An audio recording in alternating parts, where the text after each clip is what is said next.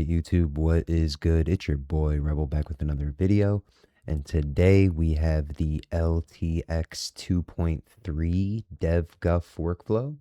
I'm not going to spend a lot of time on this because it's pretty straightforward, but you are going to go to the link in the description and get the workflow from Civet AI and download all of the files required to run the workflow. At the time of recording, the unsloth link for the DevGUF is currently broken, so you can't use this one, so use the Vantage with AI.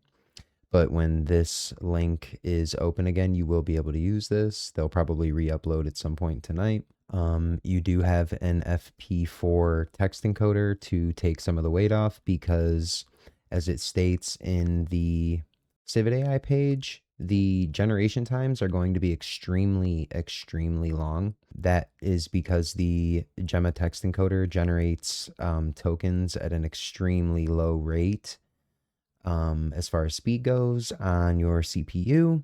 If you have more than 9 gigabytes or 10 gigabytes of VRAM, this may be a little bit faster for you.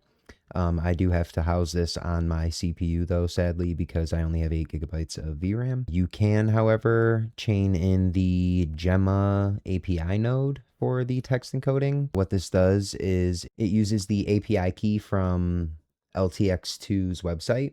So it will generate and encode your prompt through the cloud for free. All you have to do is sign up and you can get a free API key, and it's free forever. So that is something you can do, but this workflow does not include that. Okay, so taking a quick look at the workflow, you have your load image node chaining into your subgraph. So the subgraph contains about everything you're going to need, which is inside the workflow. So you have your positive text prompt, you have your width and height, which will be resized no matter what your image resolution is. You have your frame length, your seed control, your step count. You have your UNet loader here, which is housing your GUF. You have both your text encoders, your audio and video VAEs, your upscale, and your distilled LoRa. If you do want to look at anything, it is all in here. Everything is chained into this, but you can pull it off if you want to take a look at what it is. I really don't see any necessary changes unless you're adding LoRa's over here or changing the latent upscale model, but that does account for the workflow. With that being said, I do have an example with more generating, but here is the example. Welcome to LTX 2.3. Welcome to LTX 2.3. If we compare it to the LTX2 example that I generated, which is essentially the same thing. To LTX2. Welcome to LTX2. Welcome to LTX2. The motion almost seems to be a little bit more fluid in a way.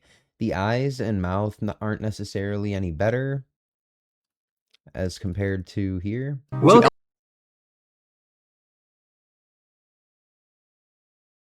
Maybe a little bit, but not by very much. There's just a little bit more going, like, as far as dynamics go with motion. I don't know, you guys be the judge and let me know what you think. But that's all I'm going to have for you guys today. If you enjoyed what you saw today, please consider subscribing to the channel and leaving me a comment on the video to let me know how I did. You can also like the video. It genuinely helps the channel tremendously. So go ahead and download this workflow, get this model running, guys, and let me know what you think in the comments about the new upgrades. All right, guys, thank you. Have a nice day. Bye.